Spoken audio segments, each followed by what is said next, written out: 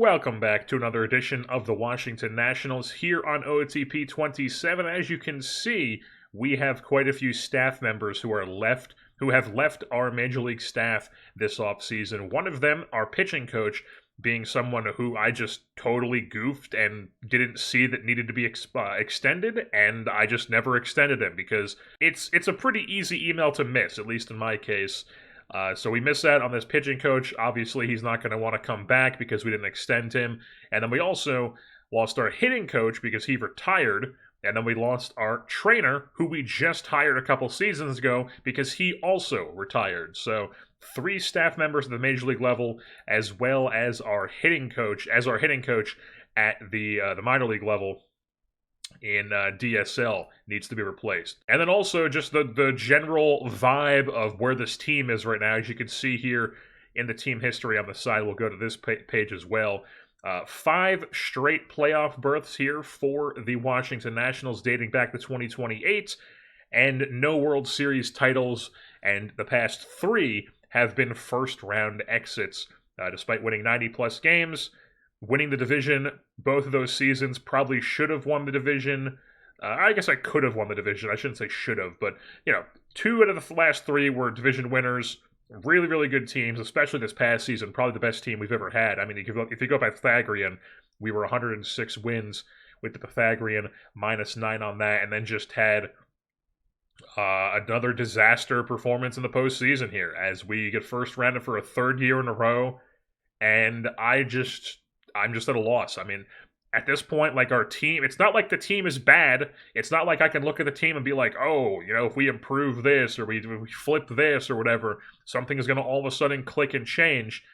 I think we just have to kind of keep powering through and hope that we can not get first rounded this year, because that just seems like the best course of action for me, rather than to panic and go and trade away a bunch of our best players and whatnot, because we have a lot of guys who are locked in, a lot of guys who are young.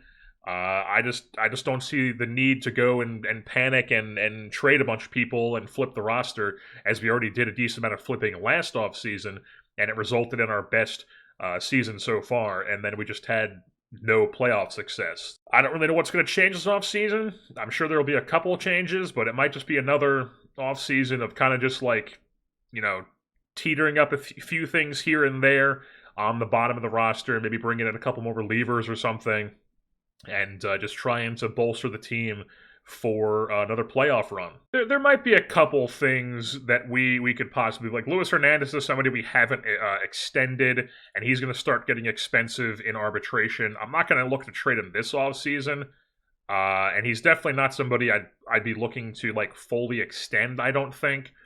But, at some point, maybe we look to trade him, but not this offseason. Dylan O'Ray, do we want to pay him $3.6 million this season? Probably we'll give him that, give him another chance to see if he can repeat that season.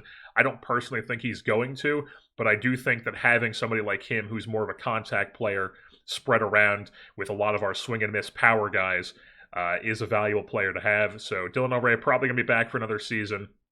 Zahir Hope, though, as a guy who's probably just a 4th outfielder at this point, I'm not sure if I want to bring him back at 4.8. So he might be a guy we try to trade, flip for something, bring in a different 4th outfielder for us this season.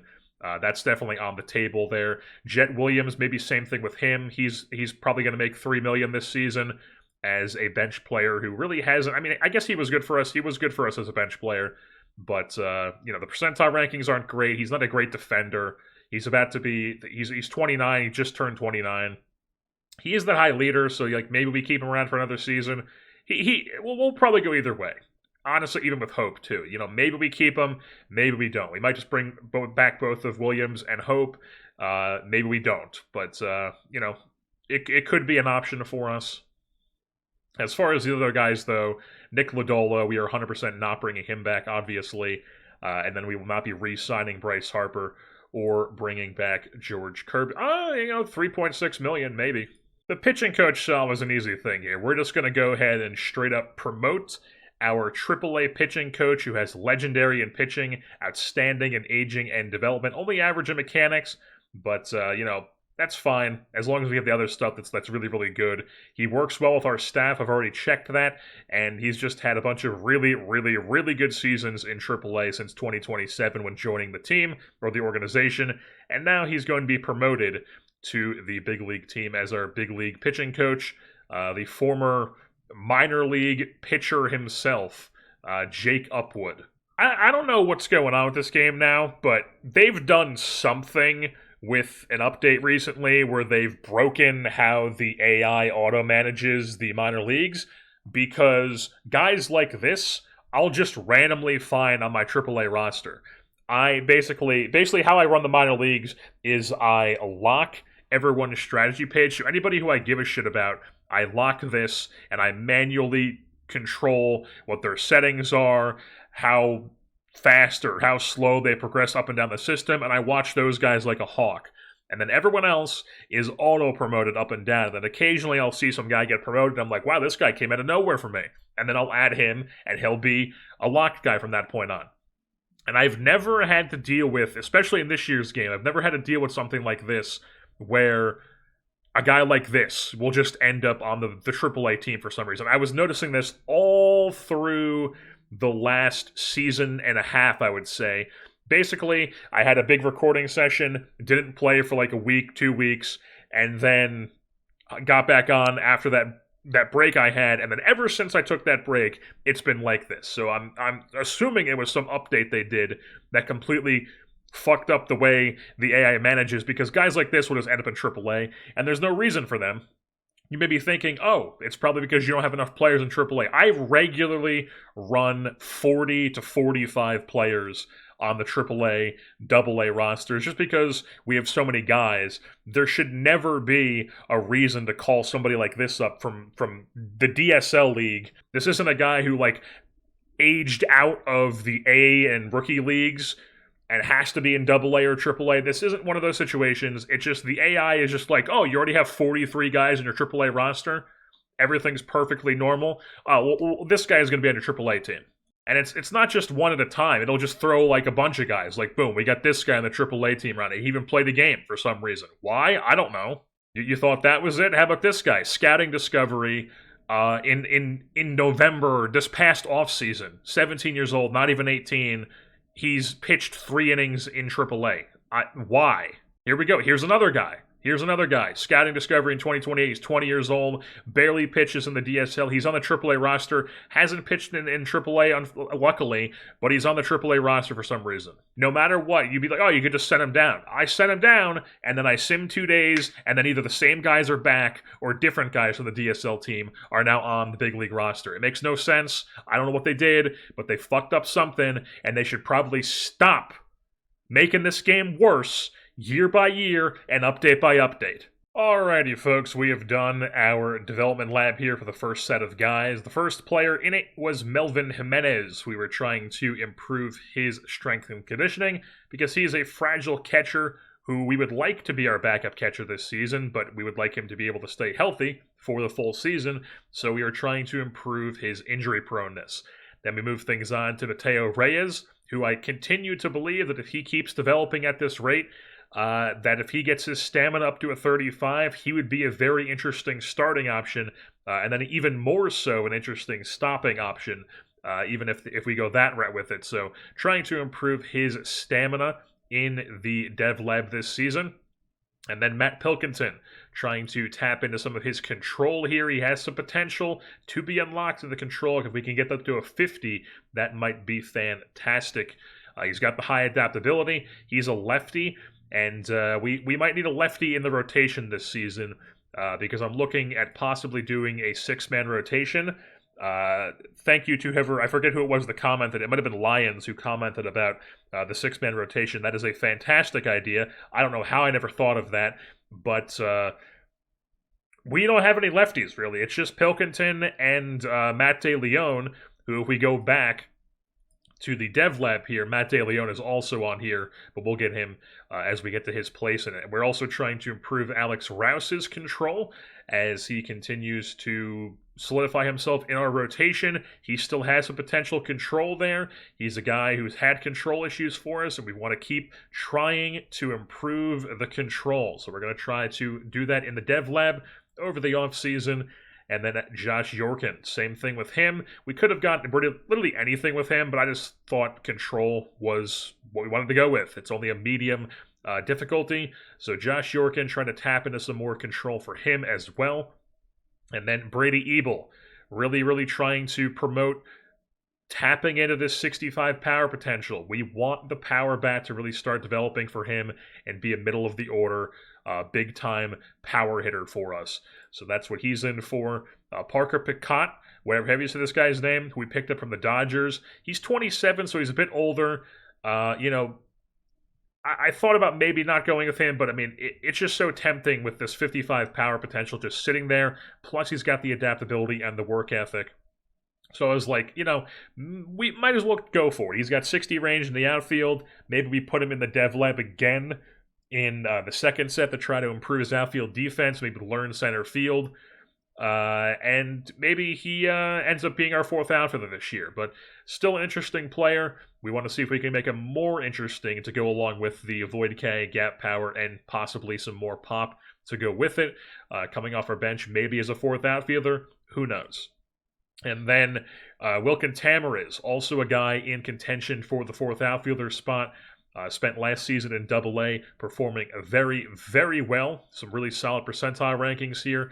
He did play not a great defense, but he played a ton of different positions. And that just kind of is the case when you play guys at a ton of different positions in this game, is that they don't really play any of them that well. They just kind of play a bunch of different positions, at least from what I've noticed. So if he just kind of sticks in the outfield, maybe that would be better for him. And then we're also trying to promote this growth on the power here because he has that 60 potential. We want to tap into that. So that's what we're doing with him. And then Luke Korcha, one of our top prospects here, coming off a 6.8 win season in Low A Fredericksburg. He will be with the Harrisburg Senators. As you can see, he's already there in 2033. And we're trying to promote some growth on his eye. I just felt like we could have gone with power and try to turn him into like the really good, just never miss bats. Or just always making contact, always hitting the ball hard in the gaps, and with some power.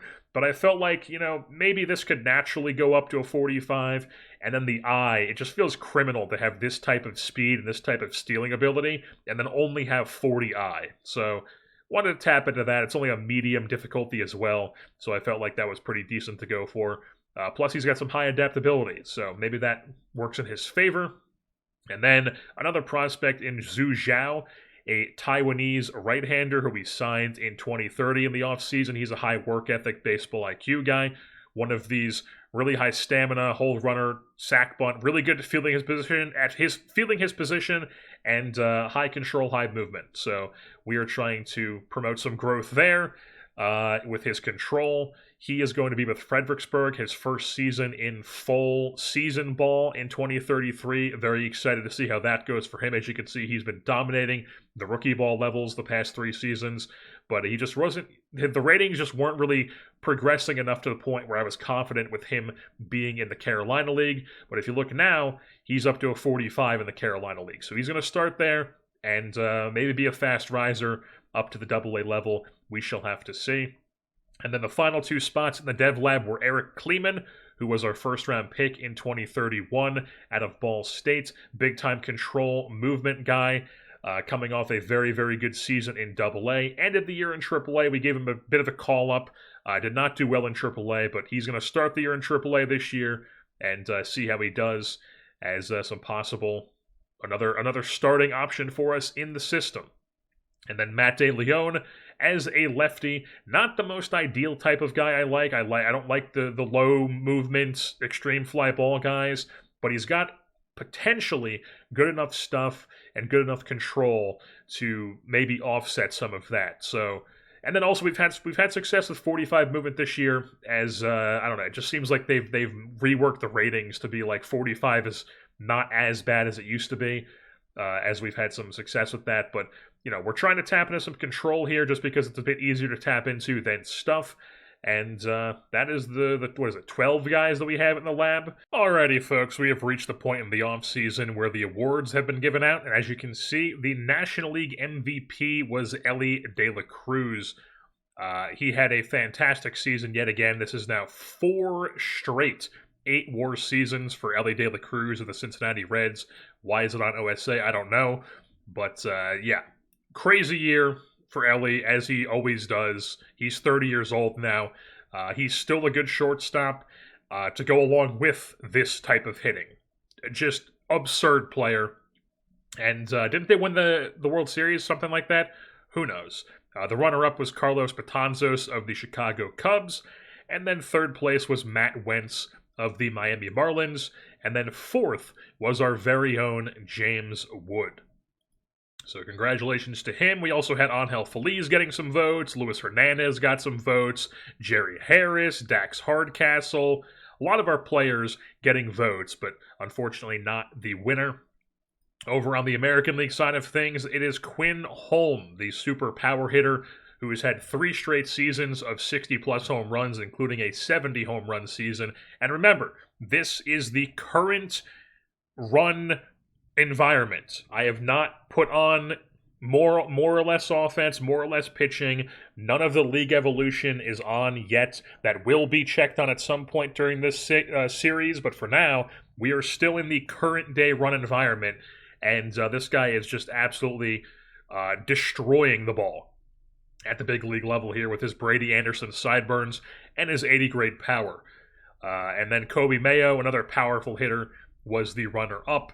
I'm not going to attempt to do it because I can't really do the Baltimore accent, but, you know, saying Kobe Mayo in a Baltimore accent, you can imagine it. Then we move things on to the National League's Cy Young. Unfortunately, Dax Hardcastle and his 3.9 WAR, where they 180 ERA plus, and his just really, really good first year in the rotation, does not win it, but he does get runner-up, as the winner was Antonio Ortiz, who put together a 6-win season, led the league in innings pitched, WAR, and in FIP minus. So, you know, definitely deserved out of Oklahoma State, the former 2nd overall pick, Antonio Ortiz of the Braves. And then we move things on to the newcomer award in the National League, was Alfonso Garcia of the Diamondbacks. Sure, another big-time hitter, and another money laundering high school. It's Pro Baseball High School Academy, and the O is lowercase, while the rest of it is capital. That's like a fuck-ass Call of Duty gamer tag you would see. You'd see this with like a Heart Clan tag, maybe a smiley face at the end of it, and you'd be like, that guy is going to be max velocity slide canceling at all times. But instead, this guy is at some high school that offers probably high-level training to toddlers, wherever the hell this is located. In Guatemala? Am I saying that correctly? Is that what this abbreviation is? I don't know. But Alfonso Garcia, I guess it's Puerto Rico. Maybe that's a state in Puerto Rico. Who knows? I'm not exactly familiar with it. All I know is that is a horrible name for a school. And this guy, 22 years old, coming out with the D-backs here. Big-time power, winning Rookie of the Year. And then over on the American League side of things, we've got Edgar Walker of the Los Angeles Angels running away with the award in the American League side of things. Looks like they picked him up with a trade with the Phillies in 2030. Puts together a 4.5. You could round up the 5-win season with the Halos in his first big league stint. And he really never was that good in the minors. Like, he kind of teetered around in AA and AAA for a long time, never really did anything, and then comes to the big leagues and puts together a 4.7 win season with a 150 WRC+. I mean, that's just ridiculous. And now moving on to the Silver Slugger on the National League side of things, we do actually have a player on here, and that is Luis Hernandez. He won it at the third base position. Unfortunately, none of our other players got a Silver Slugger, but Luis Hernandez ends up beating out all the other National League third basemen. And then we did not have a National League Reliever of the Year, unfortunately. Evan Hollick finishes third place. Wellington Herrera also got votes, but Alex Rosario, and it was a tight race between the top 3, really. Alex Rosario of the Chicago Cubs ends up getting the Reliever of the Year award. And then behind him was Felix Bautista, who, if you remember, we did try to trade for at the deadline from the Cardinals, but he was like, nah, I'd rather just not pitch in the playoffs, and exercise my no-trade clause to keep playing for the Cardinals. So he ends up there, ends up runner-up, Evan Hollick in third place. And then over on the Gold Glove side of things, we actually had two winners. Luis Hernandez gets a Gold Glove at the third base position as he continues his breakout season here with a Gold Glove and Silver Slugger to his name. And then somehow, James Wood gets a Silver Slugger in the right field position, despite being a 47th percentile fielding run value and a negative ZR player. It was an 8.8 arm rating that got him the Gold Glove. I've seen this happen before. It's happened in previous OTPs. I think it's pretty stupid that it happens, but it happened to one of our players. So James Wood has now got himself a Gold Glove under his belt. So we've reached the point where the free agents have been filed, as well as the international free agents, which, as we all know, I have pretty dialed in to just be South Korea, Japan, and Cuba to simulate where international free agents who are established actually do come over from.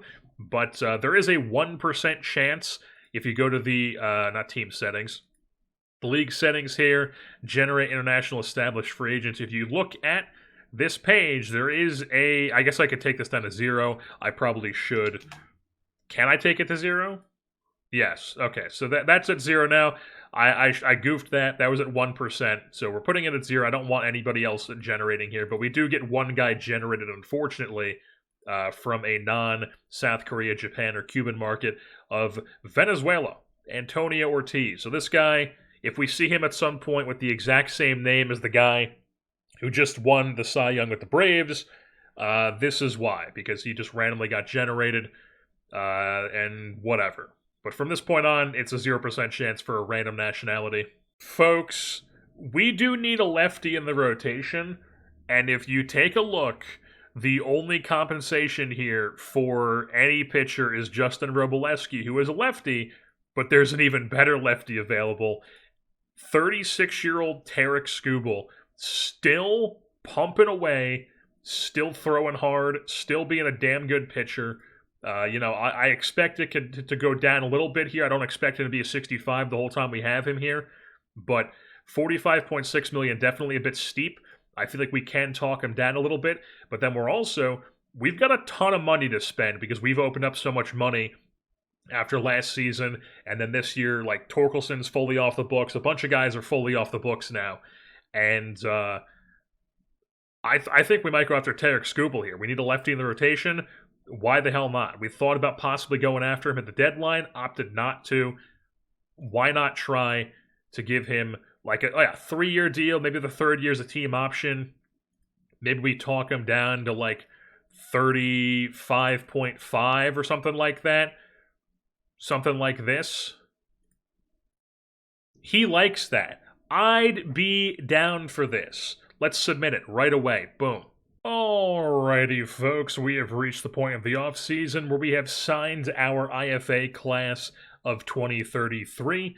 4 players. We've got 2 above 50 and 2 at 45 potential. The highest of the bunch is Antonio Calillo, a high loyalty, adaptability, work ethic player. 60 range in the outfield, really good contact bat, okay-ish gap and eye, lefty-lefty sort of guy. Out of Panama, we pick him up for $2.2 million. And then there was Jose Cabrera, high adaptability, baseball IQ, and a really, really intriguing bat. Could be a really good power hitter with some doubles as well, and not really any swing and miss at all. And he's good enough to where he could possibly be a second baseman with maybe like a development boost here and there. In the dev lab. But yeah, very intriguing player, 17 years old, out of Guatemala as well. Not something you usually see. Picked him up for $3.68 thousand. And then there was a Dutch Curaçaoan right-handed pitcher named Richie, whatever that is. Cool name, sure, very Dutch. Picked him up for $1.2 million. And then there was also a Australian lefty who was just the last bit of money that we I just basically just sorted it by the lowest amount of money with at least a 45 potential, and this guy was the most intriguing of the bunch. Big-time stuff, fastball slider as a lefty out of Australia. High loyalty, sure, love it. Maybe he develops, probably doesn't, but maybe. Picked him up for $600,000 flat. So those are the 4 players that we picked up here in the IFA class. Alrighty, folks, we have reached the end of the offseason, which means it's time to go over everything that happened in the offseason and get ready for the 2033 campaign. So without further ado, let's get into the breakdown. So starting things off at the beginning of the offseason, where we lost a bunch of staff at the Major League level, we ended up promoting Jake Upwood, who was previously the Rochester Red Wings AAA pitching coach, to be our big league pitching coach. Then we hired a new team trainer in Brett Wortham, who has not gotten off to the best of start, let me tell you. We will get into that a little bit later on in the video, though. And then we also brought in a new hitting coach in Terry Tripp, who's got some really good ratings, works well with the staff. He previously was the head coach of the Richmond Flying Squirrels, which I believe are the AA team of the San Francisco Giants, if I'm not mistaken. I know they used to be. Pretty sure they haven't changed. But who knows? They very well could have. And then we did end up bringing back a couple guys that we were not 100% sure about, like Jet Williams, who is going to be playing a big role to start the season, so luckily we did bring him back. Zahir Hope, we have brought him back on a 1-year, $4.7 million deal. We brought back Ortiz, we brought back Herrera, we brought back O'Ray, and we did indeed extend Luis Hernandez to a 5-year extension worth $69.5 million.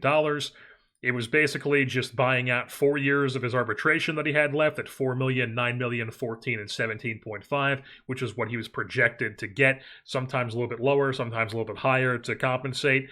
And then 1 year of free agency for his age 29 year at $25 million. And then for age 30, he'll be slated to go into free agency after we only bought out 1 year of free agency. And as you can see, he actually, I don't have to worry about this because he only has 1 day left. So we could probably just take him off right now. And, or he only has, never mind, it's a recovery time for 1 week. So he will miss the first week of the season. He's one of the guys who got hurt to start the year. There's a couple others that we will get into as we go through the rest of the offseason. But we also made a couple trades, a lot of trades to open up spots in the 40-man roster, get rid of guys that didn't have roles on the team or spots in the 40-man that had some value to bring in prospects who didn't need to be on the 40-man roster and stuff like that. Somebody like Jacob Steinmetz was to open up a spot in the 40-man here. 29 years old, obviously he came over as a Rule 5 pick. Had that solid season in 2031. Last year was not good for us at all in the big leagues. Was good in AAA, and we ended up sending him back to the Diamondbacks, is who we trade. No, we sent him to the Pirates. I thought about sending him to the Diamondbacks, but we ended up just sending him to the Pirates. He's on their staff here to start the season. We picked up Joe Crippen was the main piece. He was like a decent-looking pitching prospect who had a bunch of pluses going on here, as he was a draft pick for them in 2030 out of high school in the 16th round. And has developed pretty nicely. So, or I shouldn't say developed pretty nicely, but it looks like he could be something. He is going to be in Fredericksburg to start the season. It was basically just trying to open up spots in the 40-man and acquiring guys who were not eligible for the Rule 5 draft is what these trades were. And then the other one was Thomas Martinez, who could have ended up on the big league roster, but instead we trade him to the Milwaukee Brewers. We give them a guy who's going straight into the rotation, who could have pitched for us, but instead, we did not have a room on the 40-man for him, so we sent him to Milwaukee, and then we get Josh Wayne, who is a super far away from the big leagues prospect here.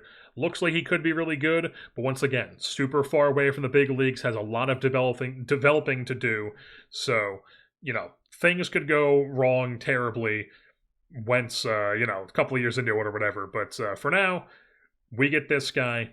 They get Thomas Martinez. Like I said, it was getting a guy who needed to be added to the 40-man. He was Rule 5 eligible. We did not have a spot for him, so we sent him to Milwaukee. He's on their roster, and we get a guy who we don't have to have on the 40-man. And then in free agency, we didn't do a lot, but we did make one big deal, which you did see earlier in the video. Tarek Skubal is indeed a Washington National at age 36. The lefty, we needed a lefty in the rotation, so we brought him in After many years in Tampa Bay, he went from Detroit to signing in Tampa Bay in the offseason, put up some decent years there. Was really good in Texas this past season. I mean, he's just been really good pretty much the entire time. Looks like in 2029 and 2030, he missed a bit due to injury, but overall, he's been really good. He's going to join our staff here. We got him for 3 years. 2 years guaranteed. All of them are $35.5 million. 2 years guaranteed, and then he has a team option for his age 38 season, depending on how he pitches over the next 2 seasons. So we shall see. Hopefully it's very well. And then we also ended up losing Nick Monaster in the Rule 5 draft to the Boston Red Sox. He is on their roster to start off the season. And then we also ended up signing Jamon Newell, a Jamaican utility guy, I guess, infielder, can also play some outfield with 65 range, hasn't quite played there yet, but interesting enough bench player, high leader, work ethic, baseball IQ. Definitely an ideal bench player type of dude. Switch hitter as well, and he's actually on the big league roster to start because of injuries. How long that will last, who knows, but for now, he is on the big league team. And those were all the major moves we did here over the offseason.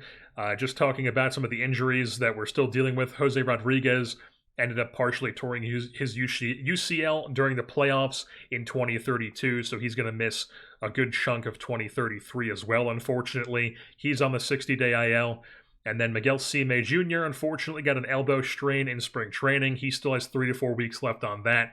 Luis Hernandez luckily only has a week left of his injury, so he won't miss a ton. And then same with Angel Feliz, high ankle sprain in spring training. He's got 2 weeks left on his injury, but he did miss a big chunk of spring training, so it's probably going to take a little bit of rehab time to get fully back ready for him. And then before we go over what the team is looking like here for 2033, we're just going to quickly go through what the programs were this offseason. The first set of them, the big ones, we'll just go through all the guys who actually did improve. Alex Rouse slightly improved his control, barely even noticeable. Brady Ebel did indeed improve his power. It says by 15, but that's the under the hood ratings.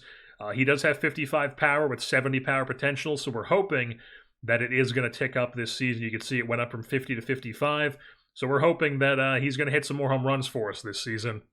That would be fantastic. We also had an outstanding improvement to both Parker Picatte and Wilkin Tamariz, both of them for their power. You can see here Picatte, I'm assuming it's Picatte, who knows, but his power looking mighty, mighty fine, as well as the gap power, decent avoid K there as well.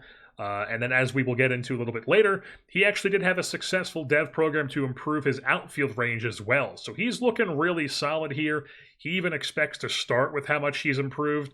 He's not going to start, but he is on the roster right now, but he's, kind of not going to get the most playing time because Zahir Hope is still here, because I wasn't expecting him and Tamariz to both improve this much. But, Zahir Hope, he might be a guy that could be on the outs here as the season goes along, whether it's a trade, whether it's a DFA, whether it's just, whatever it may be. But definitely interesting here because he has no options, so he'll probably be on the roster for... we want to keep him on the roster. He'll be on the roster for as long as we can. Keep him there. And then Tamariz also outstanding improvement to his power. He now has 55 power with 65 potential. He does have options, though, so he is in AAA. He tore up AA last year. We're hoping he can tear up AAA this year. And maybe, maybe he's a starting corner outfielder for us next season. Maybe we move on from Dylan O'Ray. James Wood obviously is a corner, but whether he's a fourth outfielder, whether he's a starter for us, definitely in the mix for us in the next couple seasons here with Wilkin Tamariz. And then we also had a couple minor improvements to Zhu Zhao. He is our Taiwanese pitching prospect who is in Fredericksburg this season, looking pretty solid. Excited to see what he can do for us. And then we have Eric Kleeman, who improved his movement by 15 with the under-the-hood ratings. Looking pretty solid here. He was dominant in AA last year. Got a little bit of AAA time. Wasn't the greatest, but we're hoping he can really solidify himself this year. And then maybe next year, we're looking at a potential starter option for us. Or maybe even sometime this season. Who knows? And then the last successful one was Matt DeLeon. Barely improved his control. I mean, it's barely even noticeable, but Matt DeLeon in AAA this season we shall see what he does. And also, if you see guys who are listed as relievers, it's because they were in spring training and they haven't quite been changed yet. So some of these guys who are listed as relievers may be starters, and we shall see how it goes. But then moving on to the next set of dev labs for the defense. Not too many improvements here, but one of them was the outstanding improvement for Parker Picotte as the outfielder. Like I said, he improved with the power and with the outfield range, suddenly looking like a much better player for us. And then, unfortunately, I guess they didn't actually have any minuses here. But Jed Williams had a pour, but nothing actually happened. And then we did have a successful improvement to Jose Cabrera. He was that IFA guy who I mentioned. You know, maybe he gets a decent development program on the defensive side of things. I didn't really have anybody else in the organization I wanted to improve, so we threw Jose Cabrera in there. And nothing really too noticeable popped up here, but he did have a successful dev lab when it came to improving infield defense. So we'll take it.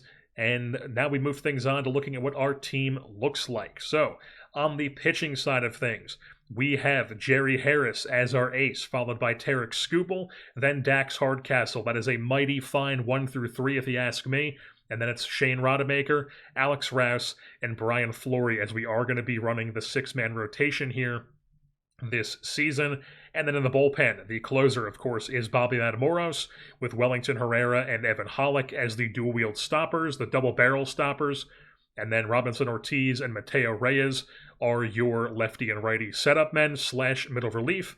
And then the rest of the bullpen is Josh Yorkin and Edwin Alcia as middle relief / long relief. And then Eric Agro is on the team as a middle relief / setup. So those are the 7 dudes in the bullpen here. And I move things on to the lineup side of things. And we have at catcher leading things off Harry Ford. Then it's Jerry Harris. Jet Williams is playing third.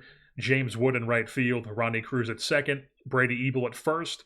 Jackson Wood is playing shortstop for us. He's one of these he's one of these like guys who's been around for a bit in our organization. He was a 9th round pick for us in 2026. So I think he's a real guy. Yeah, I mean, he's got to be if he was in that draft class. But anyways, Jackson Wood here. He is our backup shortstop, or he's our starting shortstop right now, but he's a high leader guy who's been around in our organization for a bit and has put back together, back-to-back, or I guess 3 straight really good seasons in full season ball, mainly with the glove, but decent enough with the bat in the minor leagues, but I just don't think the bat's going to translate to the big leagues. He's here just to kind of pick it at shortstop until Angel Feliz is back from his injury. And then we take a look at left field, Dylan O'Ray, and then center field is Mike Sirota. Usually Sirota would be hitting 7th because that's where I like to have the worst hitter, but Jackson Wood is there in that role now. And then on the bench, Melvin Jimenez is our backup catcher. We have Picotte as the backup outfielder / first baseman, third baseman. He doesn't have any experience as first base right now, but he can learn that quickly, and he can hold his own at that position, and he can field it plenty well. And then the backup infielder is Jamon Newell, the Jamaican switch hitter with high leader, work ethic, baseball IQ. And then we also have Zahir Hope as well. So I forgot to actually change this. Against righties, it's Hope. And then against lefties, it's going to be Parker Picotte mainly as the corner. And then just because he doesn't have any center field time quite yet, we're not going to put him as the main backup center fielder, but he will be the main backup corner against lefties. And we may even possibly... I don't know, we'll let Dylan O'Ray play against lefties, but he may get some more time against lefties with Dylan O'Ray as a lefty bat, but we shall see. For now, that's what we're going to be looking like here as we head into the 2033 campaign. Take a look at the preseason predictions. The Baltimore Orioles, once again projected to be a very good team atop of the AL East, with the Red Sox, Rays, Blue Jays behind them. And then in the Central, the Twins projected to win 95 games, the White Sox behind them. The West projected to be absolutely terrible, with the Las Vegas Athletics winning at 79 wins. That is crazy. And then over on the National League side of things, we are actually projected to be the number 1 team in the National League, or the National League East this season. That's kind of crazy. Usually they don't give us any respect, but they do think the Mets and even the Braves are probably going to be a bit competitive. And then on the central side of things, the Reds, Brewers, both 90-plus wins with the Pirates and Cubs behind them. And then over on the West, of course, the Dodgers, projected to be the #1 team with the Rockies and Giants behind them. Do we get any respect on the hitting side of things? James Wood gets no respect whatsoever. And then on the pitching side of things, no one gets respect. Jerry Harris, no respect. Tarek Skubal, no respect. Dax Hardcastle, no respect. Bobby Matamoros, no respect. Evan Hollick, no respect. It's ridiculous, folks. And it's not like I don't have Tarek Skubal and these guys like getting the pitching longer. I have their hooks up higher than usual, and it's I don't know why it is, but they never respect our players. They just never respect our players, and we go out there and we prove them wrong every season, except for the playoffs the past 3 years. But that is hopefully going to change this year.